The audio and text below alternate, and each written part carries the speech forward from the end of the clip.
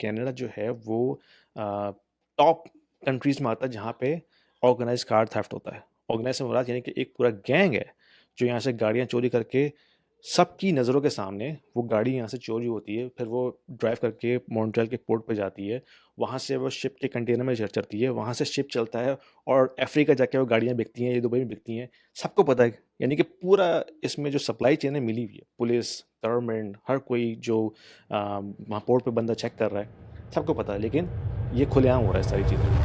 Cost of living जो है इस वक्त वो स्काई रॉकेट कर रही है। इनफैक्ट दुबई में भी किसी ज़माने में हाँ। इन्फ्लेशन जो है इतनी ज़्यादा नहीं थी यहाँ पर, यानी कि कोविड के बाद जो यूएस में हाल हुआ था वो दुबई में नहीं, यूएई में नहीं हुआ था।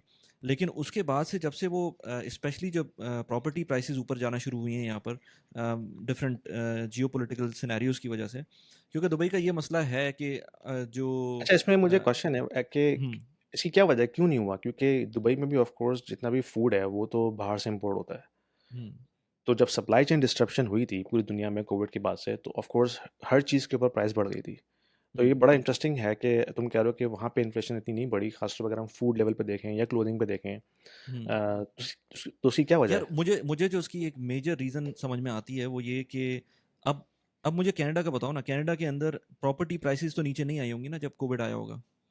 मतलब कितनी नीचे आ गई शुरू में होंगी? आई थी। यानी शुरू में कि थोड़ी बहुत आई होंगी जब ना। जैसे कोविड जब शुरू हुआ था ना मार्च हाँ 2020 में, हाँ उससे लेके आई थिंक सितंबर तक जो है बिल्कुल डेड सीज़न था। यानी कि कोई चांस नहीं था, कोई शोइंग नहीं हो रही क्योंकि लॉकडाउन था, कोई घर से बाहर ही नहीं निकल रहा था, तो जब शोइंग नहीं हो रही तो ऑफ कोर्स प्रॉपर्टी ट्रांज़ैक्शन तो कोई करेगा ही नहीं।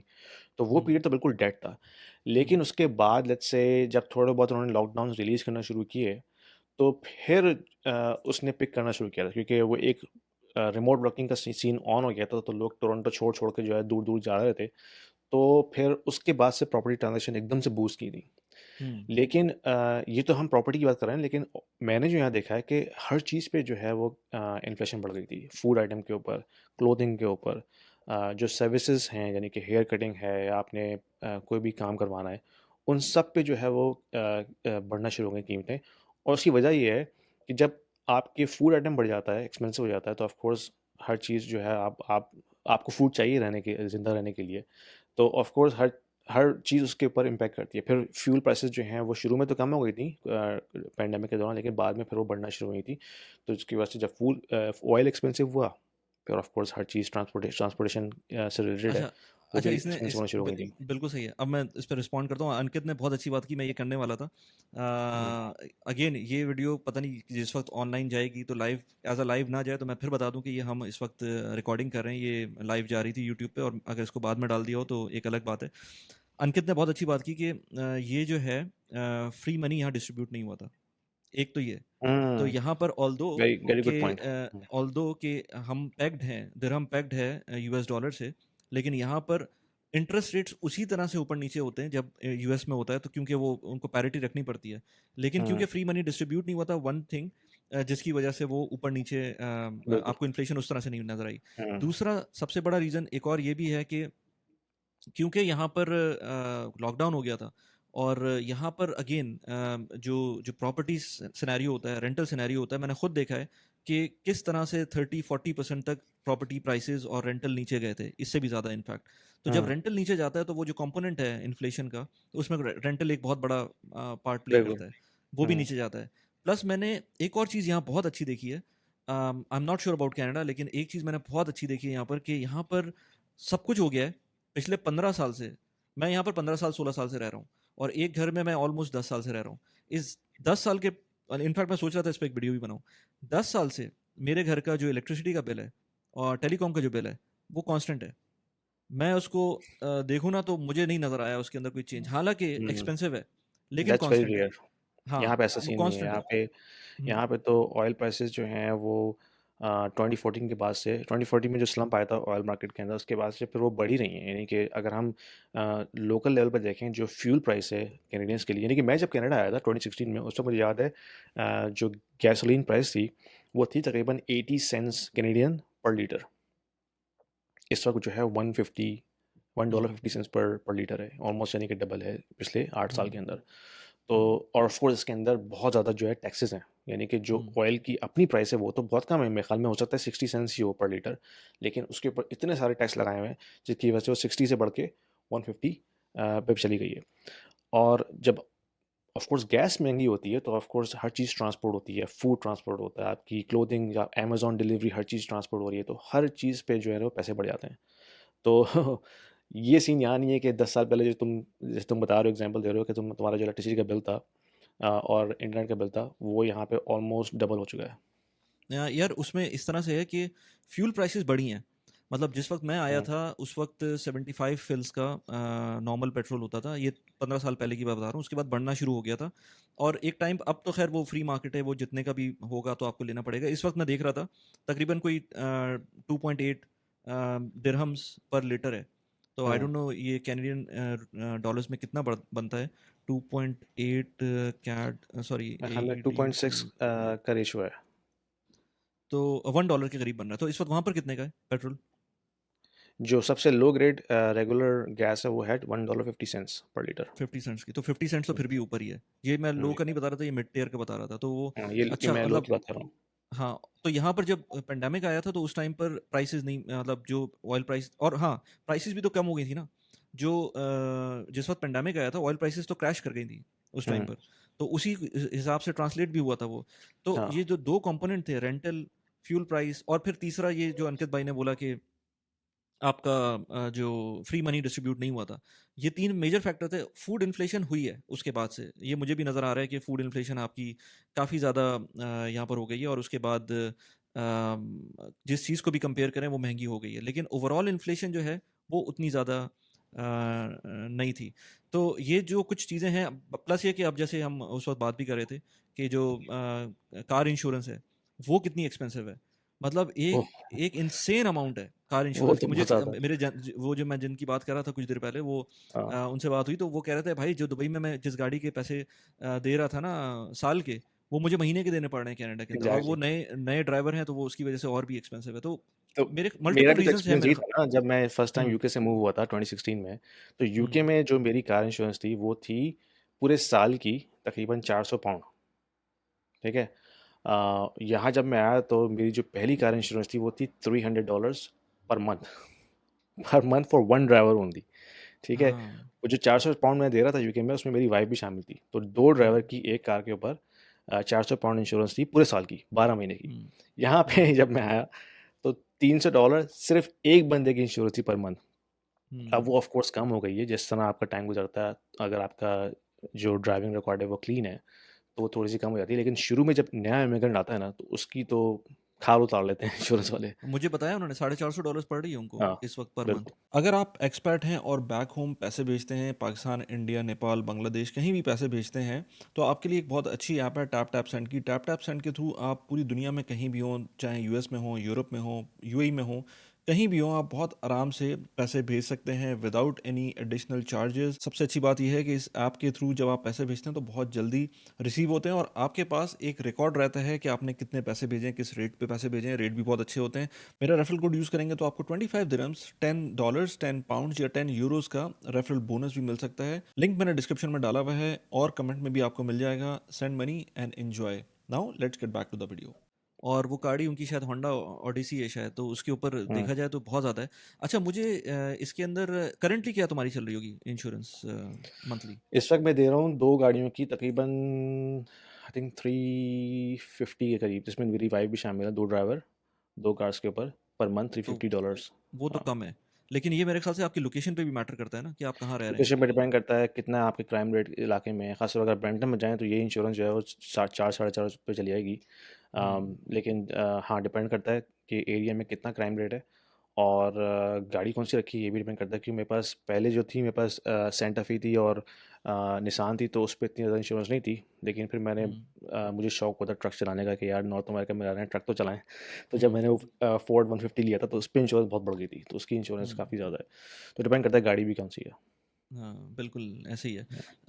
तो इसके अंदर जब लेकिन आप मैं थो एक कमेंट करूँगा, अंकित भाई ने ये लिखा है कि इट्स अ लीगलाइज़्ड क्राइम, बिल्कुल सही कहा है, क्योंकि हम्म, इंश्योरेंस यहाँ पे बहुत बड़ा माफ़िया है, बहुत बड़ा माफ़िया है और यहाँ पे जो एक एक इसे कहना चाहिए कि एक जो कार थेफ्ट का क्राइम है वो भी यहाँ पे काफ़ी हाई स्केल के ऊपर, यानी कि कनाडा जो है ना, एक मैंने न्यूज़ पढ़ी थी कि कनाडा जो है वो टॉप कंट्रीज़ में आता है जहाँ पे ऑर्गेनाइज कार थेफ्ट होता है। ऑर्गेनाइज से मुराद यानी कि एक पूरा गैंग है जो यहाँ से गाड़ियाँ चोरी करके सबकी नज़रों के सामने वो गाड़ी यहाँ से चोरी होती है, फिर वो ड्राइव करके मॉन्ट्रियल के पोर्ट पे जाती है, वहाँ से वो शिप के कंटेनर में चढ़ती है, वहाँ से शिप चलता है और अफ्रीका जाके वो गाड़ियाँ बिकती हैं, ये दुबई में बिकती हैं। सबको पता है, यानी कि पूरा इसमें जो सप्लाई चेन है मिली हुई है, पुलिस, गवर्नमेंट, हर कोई जो वहाँ पोर्ट पे बंदा चेक कर रहा है, सबको पता है, लेकिन ये खुलेआम हो रहा है सारी चीज़ें। ऐसे ही है।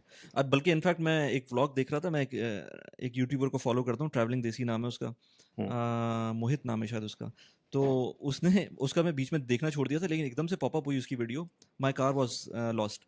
तो वो आजकल कनाडा में था, तो पता चला कि भाई नई गाड़ी थी उसकी, हाँ, और आई थिंक वो मॉन्ट्रियल में था शायद, तो शायद पोर्ट वहीं पर है मॉन्ट्रियल में। वहीं से जाती है, हाँ, हाँ। हाँ, तो वो मॉन्ट्रियल में था। तो वो कह रहा हम्म, था कि भाई वो चोरी हुई, रैव4 थी या ऐसी थाईलैंडर थी, कुछ इस तरह की थी। तो वो चोरी हुई और उसके बाद सुबह वो लोग परेशान, पुलिस में कंप्लेन कर रहे हैं, तो पुलिस कहती है कि भाई अब तो वो निकल भी गई होगी। खुद ही कह रही है पुलिस के अब तो जा चुकी होगी, तुम हाँ, छोड़ दो। अच्छा, पुलिस इस बिल्कुल सारे यहाँ पे सिनेरियो पाकिस्तानी का, पुलिस जैसी है। हाँ, इस सारे सिनेरियो का जो मुझे एक मेरे लिए जो सरप्राइज था, वो बाकी चीज़ें तो ठीक है, गाड़ी चोरी हो गई, गाड़ी शायद हम्म, निकल गई, गाड़ी में जो सामान था वो फेंक दिया उन्होंने, क्योंकि गाड़ी कंटेनर में जब जाती है तो शायद खाली करते हैं उसको, तो वो सामान उनका कहीं रास्ते में मिल गया उनको, पुलिस का कोल्ड बिहेवियर, वो सारी चीज़ें अपनी जगह पर, इवन कैमरे के अंदर भी नज़र आ गया था तस्वीरें उनकी, लेकिन वो सब छोड़ दो। मुझे जो हैरत हुई ना वो ये हुई कि अब वो बंदा परेशान था, कह रहा था कि यार अब मेरा एक तो ये कि मुझे जो मेरी गाड़ी नहीं थी, और लेट से अगर वो $35,000 की गाड़ी थी, तो अब जो पैसे मिलेंगे हम्म, वो तो 30,000 मिलेंगे। वो तो ठीक है, हम्म, डिडक्टेबल, आपको डिडक्ट होने के बाद 5,000 $4,000 का नुकसान हो गया, वो अपनी जगह पर। हम्म, जो मुझे हैरत हुई वो ये थी, वो जो परेशान था वो बेचारा, वो ये कह रहा था कि यार अब मेरी जो नेक्स्ट कार होगी ना, मेरी इंश्योरेंस बहुत बढ़ जाएगी। अब इस क्राइम का वो जो टैक्स पे बेसिकली यानी कि जो रेजिडेंट है वो पे कर रहा है ना, वो पे यानी कि कर रहा है, हाँ। चोरी जितनी भी हो रही है, ऑर्गेनाइज क्राइम हो रहा है, उसका सारा का सारा जो जो मलबा है वो हम कैनेडियंस पे ही गुजर रहा है, कोई और पे हम्म, नहीं कर रहा, वो हम खुद ही पे कर रहे हैं उसको, हायर इंश्योरेंस की फॉर्म के अंदर। फिर ऑफ कोर्स हम्म, उसके जो जो उसके ऊपर भी जितने टैक्सेस हैं वो अलग हैं जो गवर्नमेंट देती है, यानी कि जो पिस रहा है ना बेचारा, वो बंदा जो कॉमन एवरेज कैनेडियन है वही पिस रहा है इसके अंदर। अच्छा, अगर स्कूलिंग की बात करें तो स्कूलिंग बेसिकली फ्री है कंप्लीटली। हाँ, एलिमेंट्री और जो सेकेंडरी एजुकेशन है हाई स्कूल की, वो गवर्नमेंट फंडेड होती है। अच्छा, लेकिन लेकिन एट द सेम, लेकिन हाँ, उसकी क्वालिटी में बहुत बड़ा क्वेश्चन मार्क है। अच्छा, और ख़ास तौर पे रीसेंट ईयर्स के अंदर, यानी कि 10 साल समझ लो, मेरा एक कोलीग है, उसकी वाइफ हाई स्कूल टीचर है। तो हुँ, वो मुझे बताता है कि जो सिचुएशन इस वक्त स्कूलिंग की है वो पहले नहीं थी। पहले स्कूल बहुत अच्छे थे, यानी कि जो हुँ, हुँ, उनका करिकुलम था और जो उनका सिस्टम था सारा कुछ, वो काफ़ी बेहतर था। वहीं से निकल के लोग ऑफ कोर्स अपनी अपनी फील्ड के अंदर निकल के आते थे। लेकिन लास्ट 10 इयर्स में क्या हुआ है कि कंप्लीटली फ्लिप्ड, यानी कि सारा का सारा फोकस जो है वो वोकनेस के ऊपर चले गया है। LGBTQ+ ABCD, पता नहीं कि अब तो कितने उसमें एड्स हो चुके हैं। और जो प्योर क्यूरिकुलम है उस पे फोकस ही नहीं है। यानी कि अभी रीसेंट रिपोर्ट आई थी कि जो एलिमेंट्री स्कूल के बच्चे हैं वो मैथ्स एग्जाम्स में फेल हो रहे हैं, यानी कि उनका जो लिटरेसी लेवल है मैथ्स का, वो समझ लो बॉटम के ऊपर है। और ये सिर्फ मतलब मैं बात नहीं कर रहा कि कोई ख़ास एक या दो स्कूल, ये सिस्टम वाइड भी बात कर रहा हूँ। उन्होंने बहुत सारे स्कूल्स में कंडक्ट किए थे टेस्ट। तो अब ये एक बहुत बड़ा क्वेश्चन मार्क है, ठीक है पब्लिक एजुकेशन फ्री है लेकिन किस लेवल की? और फिर ना सिर्फ वो अपने करिकुलम के अंदर उनकी जो क्वालिटी है वो लो हो रही है, प्लस वो जो ऊपर से उन्होंने वोकनेस का जो एक लेयर ऊपर अप्लाई कर दी है। ये जब भी जून पहले तो अच्छा, पहले तो सिर्फ जून के महीने में सारा तमाशा होता था ना, जून का महीना उनका हुँ, प्राइड का महीना होता था। उसमें हुँ, वो जो भी करना उन्होंने, फ्लैग लगाना है और परेड करनी है सारी कुछ। अब वो पूरे साल चलता है, वो पूरे हुँ, साल चलता है भाई। आप जब भी स्कूल में जाएँ, झंडा लगा हुआ है, वो ड्रैग क्वीन आ रही हैं, वो स्टोरी टाइम हो रहा है बच्चों के साथ, तमाशा हो रहा है सारा कुछ। तो वो अब आप क्वेश्चन मारे कि भाई फ्री एजुकेशन में ये मिलेगा अगर आपने करनी है तो, या तो आप उसको अपने बच्चों को प्राइवेट स्कूल में डालें जहाँ पे इस तरह की चीज़ें फ़िल्टर आउट हो जाती हैं। लेकिन वो एक्सपेंसिव है of course, minimum hmm. $500 per month पर बच्चा आपको पड़ता है। लेकिन फ्री एजुकेशन जो है वो अब इस लेवल पे है। $500 पर मंथ का आपको स्कूल पड़ता है, इससे कम भी होते होंगे? नहीं, मिनिमम 500 तो है। यानी कि मैं अगर इस्लामिक स्कूल की बात कर रहा हूँ, जो हुँ, बहुत यानी कि मिनिमम रिसोर्सेज पे काम कर रहे हैं, जिन्होंने एक जगह किराए पे ली हुई है, बिल्डिंग ली हुई है, उसके इसका बिल्डिंग का जो रेंट है वो भी है, इंश्योरेंस है, बिजली पानी के सबके बिल हैं, टीचर्स की सैलरी है, उस पे वो मिनिमम $500 चार्ज कर रहे हैं, जो कि काफ़ी लो है कंपेयर टू अदर स्कूल। यानी कि कुछ हाई एंड के स्कूल्स भी हैं मिसागा में, जैसे ऑलिव ग्रोव है, जो $1000 पर बंदा बच्चे का चार्ज करते हैं। तो जैसे अंकित भाई ने बताया कि कुछ प्राइवेट स्कूल्स हैं जिनकी फीस जो है $1000 पर किड है, हुँ। लेकिन मिनिमम अब तक मैंने देखा है 500 तो है ही है, इससे कम नहीं होगा। फिर इसमें ये था। आपको हाँ। ट्रांसपोर्टेशन पे करनी, क्योंकि स्कूल जो है वो आपके नेबरहुड में नहीं होता, वो कहीं दूर होता है, हाँ, वो दूर तो होगा। आपने ट्रांसपोर्टेशन का भी उसका अरेंजमेंट करना है। दुबई की प्रॉपर्टीज़ काफ़ी ज़्यादा एक्सपेंसिव है, लेकिन अगर आप चाहते हैं कि दुबई की प्रॉपर्टीज़ के अंदर कुछ एक्सपोजर लिया जाए, तो कुछ एक्सपोजर के लिए आपके पास अगर छोटी अमाउंट भी मौजूद है, तो उसके थ्रू आप स्मार्ट क्राउड एक प्लेटफॉर्म है जिसमें इन्वेस्ट कर सकते हैं। स्मार्ट क्राउड में starting from even 1000 dirhams 2000 dirhams, जितनी भी छोटी अमाउंट है आपके पास, उससे आप इन्वेस्टमेंट स्टार्ट कर सकते हैं। आपका एक्सपोजर यूए की किसी एक प्रॉपर्टी के अंदर हो जाएगा और उसके थ्रू आपका रेंटल भी मिलेगा और आपकी प्रॉपर्टी अप्रिसिएशन भी हो सकती है।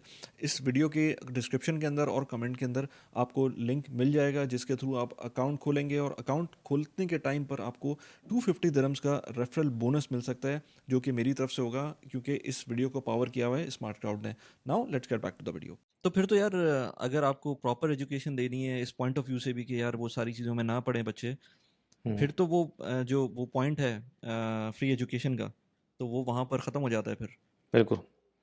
ये हम्म। पहले था सही, 10 साल पहले चले हैं तो इतनी बुरे हालात नहीं थे, लेकिन विदिन हम्म। लास्ट 10 इयर्स जो मैं बता रहा हूँ, मेरा एक कोलीग है, उसकी हाई स्कूल, उसकी वाइफ जो हाई स्कूल टीचर है, वो बताती है कि आप बच्चे को जो है वो फेल नहीं कर सकते। आगे से पेरेंट्स खड़े हो जाएँगे कि भई ये क्या किया है? टीचर के अच्छा। ऊपर। अच्छा। तो यानी कि वो जो डीईवाई का जो इनका एक वो है कॉन्सेप्ट, डाइवर्सिटी, इंक्लूजन और सारा कुछ, उस चक्कर में बस वो सबको जो है ना पास करना है, किसी को फेल नहीं करना है, किसी को डिग्रेड नहीं करना है। अगर बच्चा बिहेव नहीं कर रहा, उसको आपने डाँटना भी नहीं है। और फिर हम्म। ये जो एलजीबीटी की सारी कहानियाँ हैं, ये भी ऊपर से लेके आनी है। बच्चों को बोलना है तुमने जो बनना है बन जाओ, तुम्हें मेल बनना है, तुम्हें गर्ल बनना है, तुमने बॉय बनना है, तुम्हें ट्रांस बनना है, इट्स अप टू यू। और हम पेरेंट्स को नहीं बताएँगे, डोंट वरी। टीचर और स्टूडेंट के दरमियान बातचीत हो रही है, पेरेंट्स को हम नहीं अच्छा। बताएँगे। और वो मतलब अब ये कहीं और चली जाएगी बात। हाँ, ये बात कहीं लेकिन और चली जाएगी। प्लस ये कि अभी तो ये लाइव है ना, लाइव में तो काफ़ी कम लोग हैं, 30 लोग हैं तकरीबन।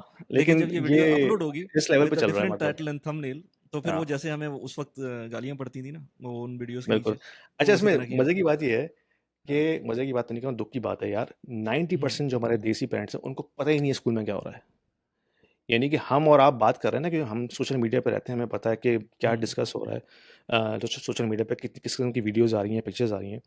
90% बेचारे जो पेरेंट्स हैं, जो दोनों मियाँ-बीवी काम कर रहे हैं, वो पूरे अपनी पूरा दिन जॉब्स में बिज़ी रहते हैं, उनको पता ही नहीं होता स्कूल में क्या हो रहा है, ठीक है? हुँ, वो समझते हैं कि हमारा बच्चा स्कूल में जा रहा है, कैनेडियन स्कूल में बहुत अच्छी तरह पढ़ाई पढ़ाई हो रही है उसकी, वो अच्छा उसके जो है वो बिहेवियर हो रहे हैं, लेकिन इट्स बेसिकली ऑपोज़िट। तो ये एक अफ़सोस की बात है कि बहुत से पेरेंट्स को जो है इसकी अवेयरनेस ही नहीं है। हुँ। अच्छा, मैं अगर अभी हेल्थ केयर की तुमने थोड़ी सी देर पहले बात की थी कि हेल्थ केयर जो है वो क्रेज़ी है, मतलब इन टर्म्स ऑफ आपकी एक्सेसिबिलिटी, लेकिन है तो फ्री। उसमें कुछ पॉइंट्स हैं हुँ, ना, मतलब उसमें भी पूरा तो एंटायरली बिल्कुल। फ्री तो नहीं है, आपको मेडिसिन पे करनी पड़ेंगी आई थिंक। हाँ, प्रिस्क्रिप्शन आपको पे करनी पड़ती है, वो भी सब्सिडाइज़ होती है ऑफ़ कोर्स। हुँ, हुँ, और फिर अगर आपके पास एम्प्लॉयर से आपकी हेल्थ इंश्योरेंस है, तो हेल्थ इंश्योरेंस उसका आई थिंक अ, मेरे ख़्याल में 90% हेल्थ इंश्योरेंस कवर करती है, 10% आपको पे करना पड़ता है।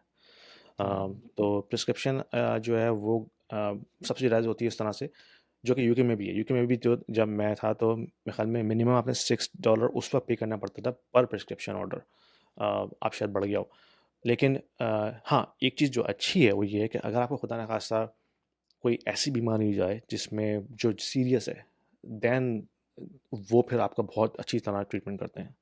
हुँ, मतलब प्रोवाइडेड कि आपको नंबर मिल जाए, यानी कि अगर आपने अपॉइंटमेंट लिया हुआ है डॉक्टर से, वो तो हुँ, ख़ैर बहुत लेट मिलेगा। आपने आपने रेडियोलॉजिस्ट के पास जाना है, आपने ऑन्कोलॉजिस्ट के पास जाना है, तो वो उसमें जो अपॉइंटमेंट में जो डिले है वो तो हैं। लेकिन गॉड फ़ॉरबिड अगर आपके पास कोई बहुत सीरियस बीमारी आ जाती है, कैंसर जैसी, तो फिर सिस्टम वहाँ आपको फ़ायदा देता है कि आपके ऊपर हर तरह से वो कोशिश करते हैं कि आपका अच्छी तरह से इलाज हो, और that is all free of charge, of course tax payer के ऊपर होता है। तो ये एक ऑफ कोर्स बहुत बड़ी एक ब्लेसिंग है, ख़ास तौर पे उन लोगों के लिए जो कि पाकिस्तान में रहते हैं, जिनके पास इस तरह का कोई ऑप्शन नहीं है, खुदा ना खास्ता किसी को कैंसर हो जाए, that's a life sentence for them, जो कि इमरान खान हुँ। कहता था। तो ठीक है, शौकत खाना वहाँ पे है, लेकिन हर कोई तो वहाँ नहीं जाता, ना हर किसी का फ्री में इलाज होता है।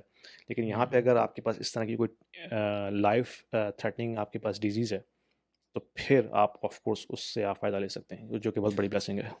अच्छा, उसमें जो है ना मेरे पास 3 केस हैं। अब ये वीडियो थोड़ी-सी लंबी हो जाएगी और मैं ट्राई करूँगा कि समराइज़ करूँ। 3 हुँ, डिफरेंट केसेज़ हैं। आई कंप्लीटली एग्री कि जब आपके पास लाइफ थ्रेटनिंग केसेस आते हैं तो उसके बाद जो है वो आपको काफ़ी अच्छा ट्रीटमेंट मिल रहा होता है, लेकिन उसमें एक लीड टाइम होता है जो आपको टाइम लगता है उसके अंदर। उसमें मेरे बिल्कुल। पास मैं कुछ चीज़ें बताता हूँ, जैसे मैं पर्सनली एक फैमिली को जानता हूँ जिनके बच्चे को ऑटिज्म डायग्नोज हुआ था, लेकिन ड्यू टू कैनेडियन सिस्टम उसमें काफ़ी टाइम लगा उसको हुँ, उनको एक्ट करने में, जिसकी वजह से थेरेपीज़ काफ़ी लेट स्टार्ट हुई उसकी। और हमें लगता है कि वो थेरेपीज़ जल्दी स्टार्ट होती तो शायद उसमें उसकी इम्प्रूवमेंट में इम्पैक्ट आ सकता था। वो इनफैक्ट तो मैं एक है। फैमिली को जानता हुँ, हूँ जो यहाँ दुबई मूव हुए थे बगैर किसी जॉब के, फिर इवेंचुअली उनको जॉब मिली थी जस्ट बिकॉज वो यहाँ पर कह रहे थे कि थोड़ा सा सस्ता थेरेपीज़ हो रही हैं जो कि कनाडा में एक्सपेंसिव हो रही थी, और इसकी वजह से प्राइवेट थेरेपीज़ के लिए वो यहाँ पर आए थे क्योंकि वहाँ पर उनको अप्रूव नहीं हो रही थी। और उन्होंने, अब वो कहते हैं कि हमने बहुत अच्छा डिसीजन लिया था यहाँ पर आकर, क्योंकि अब ऑफ कोर्स वो महंगा है, लेकिन जो चीज़ जो टाइम लग रहा था हमको वो उससे काफ़ी बेहतर ही है। हुँ, दूसरा एक केस है मेरा अपने कज़न का जो बेचारे की डेथ हो गई थी, लेकिन हमें ये लगता है कि कैनेडियन सिस्टम में वो जब उसका इलाज शुरू हुआ था तब वो बिल्कुल ठीक हो गया था। मतलब ठीक हो गया था इन द सेंस कि वो उसका उसका आई फील के बहुत अच्छा टेक केयर हो रहा था। लेकिन उसके पूरे प्रोसेस में मेरा, क्योंकि जब कैंसर जैसी चीज़ होती है तो उसमें आपको टाइम बहुत, you are racing against the time. फिर आपको हर बिल्कुल। टेस्ट जो है ना बहुत जल्दी जल्दी कराना होता है, और हुँ, अगर आप उसमें टाइम लगा देंगे तो फिर वो आपका टाइम, फिर जितना भी अच्छा ट्रीटमेंट बाद में कर लें उसका कोई फ़ायदा नहीं होता। और एक थर्ड इंसिडेंट अभी रिसेंटली हुआ। एक ओल्ड एज लेडी थी, उनको मैं जानता था, उनकी फैमिली को मैं जानता हूँ, काफ़ी अच्छे वेल टू डू लोग हैं वो कनाडा के अंदर, बिजनेस करते हैं उनके उनके बेटे। तो उनको जो है वो कुछ टर्मिनल इलनेस थी, जिसको कैनेडियन डॉक्टर्स ने कहा था कि अब हम इसका कुछ कर नहीं सकते, और इसको जो है हमें पेन मैनेजमेंट की तरफ जाना होगा। लेकिन क्योंकि दे हैड रिसोर्सेज, तो वो यूएस मूव किए और वहाँ पर हुँ, जाकर उन्होंने उनका प्रॉपर इलाज करवाया। खर्चा हुआ होगा आई एम श्योर। लेकिन हाँ, वो आंटी जो है वो अभी मेरे ख्याल से कोई 3 साल हो गए, 2 साल हो गए, वो बिल्कुल सही हैं, काफ़ी बेहतर हो गई हैं वो, और अब वो मसले नहीं हैं उनके साथ। तो जिस चीज़ को बिल्कुल। कैनेडियन हॉस्पिटल सिस्टम कह रहा था कि यार ये टर्मिनल इलनेस है और अब हम कुछ नहीं कर सकते इसका, वो हुँ, चीज़ जाकर एंड आई फिर टोटली सही एग्री, हुई थी। And I totally agree with that. देखिए, कनाडा का जो हेल्थ केयर सिस्टम है वो परफेक्ट तो बिल्कुल भी नहीं है, ठीक है? हुँ, ये हम बात कर रहे हैं कॉर्नर केसेस की, जहाँ पे ऑफ कोर्स यहाँ पे भी बहुत सारे इश्यूज़ हैं। और जैसे कि कमेंट में बात की है कि ये डिपेंड करता है प्रोविंस टू प्रोविंस भी। यानी कि बीसी की बात की, लेकिन मेरी नज़र में अल्बर्टा का जो हेल्थ सिस्टम है वो सबसे बेस्ट है। और उसकी वजह ये है कि वहाँ पे पॉपुलेशन उस हिसाब से नहीं है जिस हिसाब से ओंटारियो में या बीसी के अंदर है। तो जहाँ ऑफ कोर्स पॉपुलेशन का लोड ज़्यादा होगा, ऑफ कोर्स वहाँ पे रिसोर्सेज़ बहुत एग्रेसिवली यूज़ होंगी, तो जो जो ओवरऑल एक्सपीरियंस है वो कम होगा। तो ऑफ कोर्स सिस्टम तो बहुत ज़्यादा फ्रेजाइल है यहाँ पे भी। और हम कॉर्नर केसेस की बात करें, ये आपको हर जगह मिलेंगे। लेकिन ये है कि हम अगर कंपेयर करें पाकिस्तान से या इंडिया से फॉर एग्जांपल, तो फिर तो यहाँ पे बहुत बेहतर सिस्टम है उस हवाले से। लेकिन अगर आप लेट्स से यूएस में बैठे हुए हैं या दुबई में बैठे हुए हैं, तो जो हेल्थ केयर आपको वहाँ मिल रहा है उस लेवल का, वो तो आउट क्लास है एज़ कम्पेयर टू कनाडा। ना आपको वहाँ डिलेज़ मिल रहे हैं, ना आपको जो है वो पुअर किस्म की एक्सपीरियंस मिल रहा है कि भई हम कुछ कर नहीं सकते, अगर आपको कोई इस तरह की बीमारी हो गई, आप पेन किलर खाएँ और मर जाएँ। हुँ, तो हुँ, उस हवाले से तो ऑफ कोर्स कनाडा ब्लैक करता है बहुत ज़्यादा, ठीक है? क्योंकि दुबई में अगर आपके पास ठीक है प्राइवेट है, कंपनी पे कर रही है, लेकिन आउट क्लास किस्म की आपको सर्विस मिल रही है। Same same is the hmm, case with US, कि ठीक है हुँ, आपको थोड़ा-सा पे करना पड़ता है इंश्योरेंस के थ्रू, लेकिन जो लेवल है क्वालिटी का वो आउट क्लास होता है। Canada hmm, of course state provided है, तो ऑफ कोर्स वहाँ तो आउट क्लास सर्विस तो नहीं मिलेगी आपको, लेकिन आप अगर इस तरह की सिचुएशन में आपको कैंसर हो गया है, तो फिर अगर आप उस प्रोसेस में चले गए हैं, तो होपफुली आपका जो है टेक केयर अच्छी तरह से होगी। लेकिन हाँ, जैसे ऑटिज़्म की बात की, जो मेरे साथ भी है बच्चा, वो चैलेंजेस हैं यहाँ पे, क्योंकि यहाँ पे वो कुछ भी नहीं करते, मतलब सिवाय थोड़ी बहुत आपको गाइडेंस दे देंगे और कहेंगे थेरापीज़ आप करवाएँ, लेकिन वो सब प्राइवेट आपको अपनी पॉकेट से पे करना पड़ता है। हुँ, लेकिन गवर्नमेंट की तरफ से अभी तक यहाँ पे कोई ऐसा सिस्टम नहीं है कि आपको गवर्नमेंट की तरफ से फ्री ऑफ चार्ज कोई सपोर्ट मिले। हुँ। चलो ये तो फिर मैं अगर दुबई की बात करूँ तो यहाँ पर हेल्थ केयर बहुत एक्सपेंसिव है। लेकिन ज़्यादातर आपको इंश्योरेंस पे चलना पड़ता है। एक अच्छी बात ये है, अच्छा दुबई को मैंने देखा है कि प्रो यंग जनरेशन है। मतलब आप यंग है ना, तो फिर आपके लिए बहुत अपॉर्च्युनिटीज़ हैं और आपके लिए लाइफ थोड़ी सस्ती भी हो जाती है। क्योंकि जैसे-जैसे आपकी एज हो रही होती है वैसे-वैसे आपकी हेल्थ इंश्योरेंस एक्सपेंसिव होती जाती है और वो आपको फिर हिट कर रही होती है बाद में। जो सबसे बड़ा मसला इस वक़्त दुबई में लोग रिटायरमेंट का सोच रहे होते हैं, उनको जो हुँ, सबसे बड़ा मसला आता है वो हेल्थ केयर का ही है। क्योंकि जब हाँ, या तो आप बहुत अच्छा पैसे कमा रहे हो और आपकी कैश फ्लो बहुत अच्छा हो, फिर तो आप कुछ भी कर सकते हैं ना, कुछ भी कहीं भी अफ़ोर्ड कर लेंगे, कोई मसला नहीं है। हुँ, लेकिन अगर आपके साथ वो मसला नहीं है और आप फिक्स इनकम के ऊपर ट्राई कर रहे हैं कि रिटायर हों दुबई के अंदर, तो आपको हेल्थ केयर का एक बहुत बड़ा बजट रखना पड़ेगा। और इंश्योरेंस की बात करें तो जो यंग लोग हैं उनकी तो इंश्योरेंस आपको अगर 5,000 दिरहम भी आप साल के स्पेंड करेंगे ना, तो आपको एक डिसेंट किस्म की इंश्योरेंस मिल जाएगी। साल की बात कर रहा हूँ मैं। तो अगर आपकी एज 40 तक है, 45 तक है, तो आपको ये 5,000 दिरहम, 6,000 दिरहम एट मैक्स पर ईयर की इंश्योरेंस के बाद आप बहुत ज़्यादा अपने आप को सेफ फील कर सकते हैं। लेकिन अगर आप उसके बाद जाते हैं 50 प्लस, 55 प्लस के ऊपर जाते हैं, फिर वो इंश्योरेंस बढ़ना शुरू हो जाती है और यहाँ तक कि 60 प्लस के ऊपर अगर आपको कॉम्प्रिहेंसिव इंश्योरेंस लेनी है, तो 30-35,000 दिरहम्स के ऊपर की भी आपको एक रेगुलर इंश्योरेंस मिलती है, उसमें भी एक्सक्लूजन्स हुँ, होते हैं। हुँ, गवर्नमेंट हॉस्पिटल्स भी होते हैं, लेकिन गवर्नमेंट हॉस्पिटल्स के साथ भी जो है वो कुछ अच्छी चीज़ें हैं यहाँ पर। वैसे मैं एक फैमिली को ऐसी पर्सनली जानता हूँ, दो लोगों की एग्जांपल दूंगा। एक फैमिली को जिसको मैं जानता हूँ, उनकी मदर के साथ हुआ था, वो कोमा में चली गई थी और 11 साल तक वो गवर्नमेंट के हॉस्पिटल में ट्रीटमेंट होता रहा था और वो उसके बाद फिर वो पास आउट हो गई थी, मतलब उनका इंतकाल हो गया था। लेकिन 11 साल तक कोई उनको बिल नहीं पे करना पड़ा था, जस्ट बिकॉज वो गवर्नमेंट हॉस्पिटल में गए थे और वो इमरजेंसी में गए थे और उसके बाद से वो डिस्चार्ज नहीं हो सकी थी। तो ये भी एक लेवल है, मतलब ये भी हुँ, ऐसा होता रहेगा। प्लस ये कि अभी रिसेंटली भी मैं हमारे ऑफिस का एक कुलीग है, वो उस बेचारे को एक सिवियर किस्म की डिजीज़ हुई है किडनी से रिलेटेड, उसका किडनी ट्रांसप्लांट होगा। लेकिन वो उसकी इंश्योरेंस अभी अबू धाबी के थ्रू हुई है, क्योंकि अबू धाबी के अंदर सर्टेन चीज़ें मैं जानता हूँ कि वो इस वक्त भी फ्री हैं। मतलब आपका अबू धाबी का वीज़ा है तो आपके लिए कुछ चीज़ें वो फ्री हो जाती हैं, जिसमें इवन किडनी का ट्रांसप्लांट जो है, अगर आपको डोनर मिल जाता है तो वो आप फ्री करवा सकते हैं। अच्छा, बहुत कम हुँ, चीज़ें हैं ऐसी, लेकिन कुछ चीज़ें ऐसी हैं जो अबू हुँ, धाबी के थ्रू हो जाती हैं। तो ये आपको पता होना चाहिए कुछ सिस्टम्स का। लेकिन ओवरऑल देखा जाए तो बहुत एक्सपेंसिव हो जाता है जैसे जैसे आप एज कर रहे होते हैं। अच्छा, hmm, with that if you come towards this rental scenario, property scenario, जो कि हॉट टॉपिक है कनाडा में हुँ, भी और दुबई में तो होता ही है।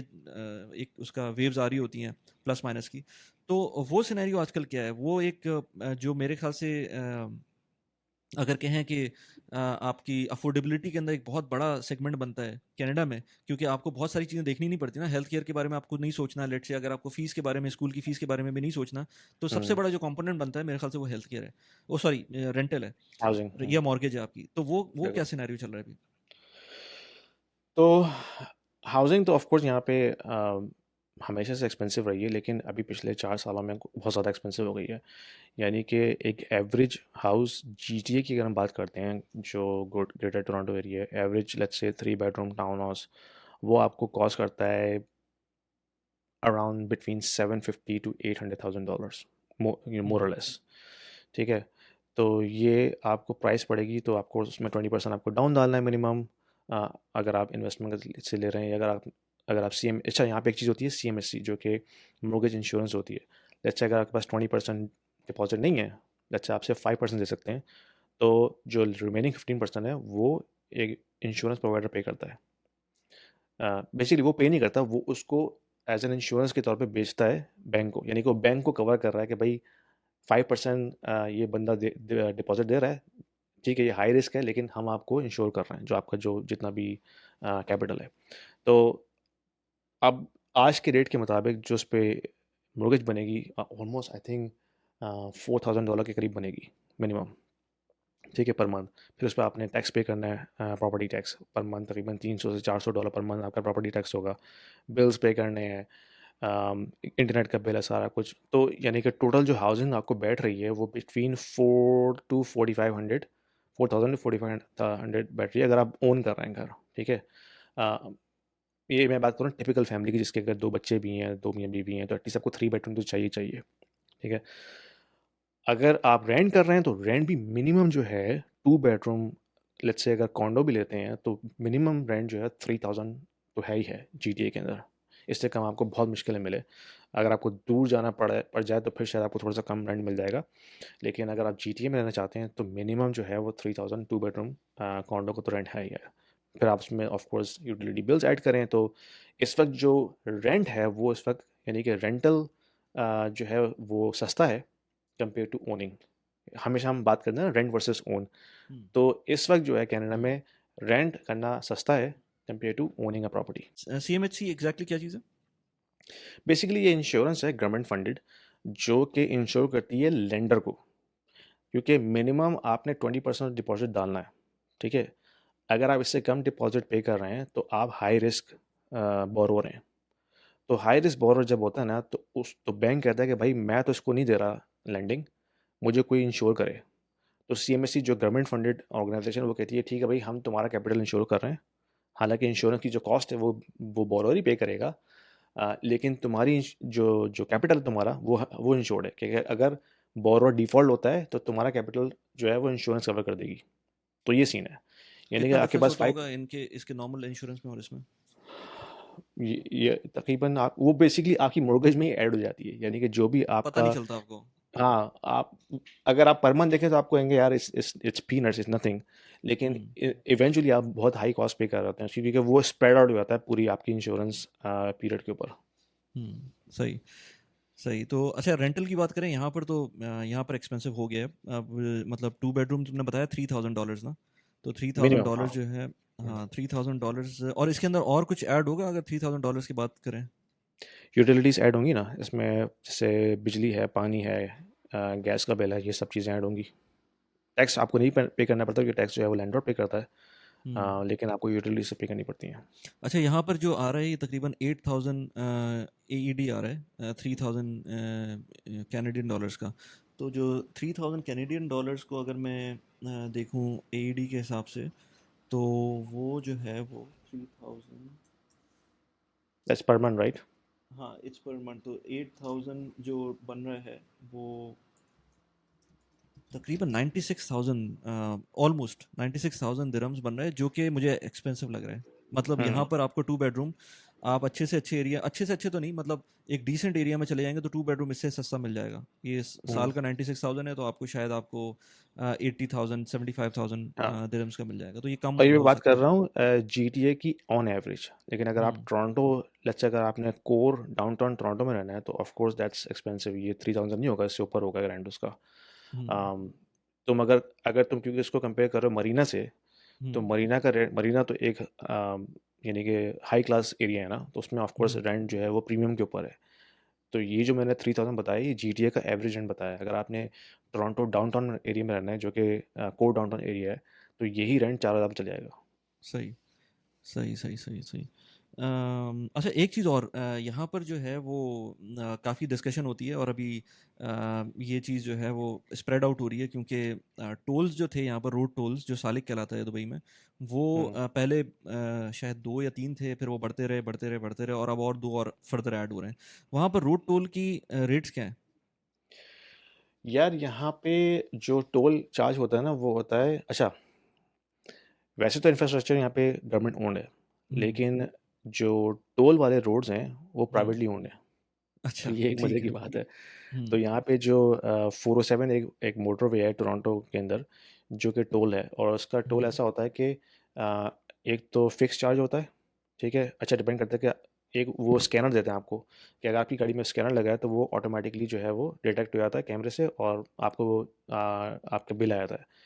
अगर आपका हम्म। स्कैनर नहीं है तो फिर आपको वन टाइम एक्स्ट्रा पे करना पड़ता है, जब हम्म, भी आप वहाँ से जा रहे होते हैं। फिर पर किलोमीटर आई थिंक 50 सेंट्स है चार्ज, पर किलोमीटर। तो जितना आपने अच्छा किलोमीटर उस पे ड्राइव किया उस हिसाब से वो कैलकुलेट करके आपके पास आ जाएगा। अच्छा अच्छा अच्छा अच्छा। हम्म। अच्छा, अगर मिनिमम भी देखूं मैं, कि अगर मैंने कोई एरिया कवर किया है, लेट से मैं मिल्टन से मिसिसागा जा रहा हूँ, बीच में कोई टोल आता है, तो हम्म। हाउ वुड यू से कि कितना बन जाएगा वन वे? वो डिपेंड करता है कि किलोमीटर कितना ड्राइव कर रहे हैं ना आप, तो पर किलोमीटर आपको 50 सेंट्स तो पे करना ही पड़ना है। जैसे अगर 30 किलोमीटर आपने ड्राइव किया है तो फिफ्टीन हाँ, डॉलर तो यही होगा। $15 हो गए हाँ, ऑन सिर्फ योर टोल के? माइलेज।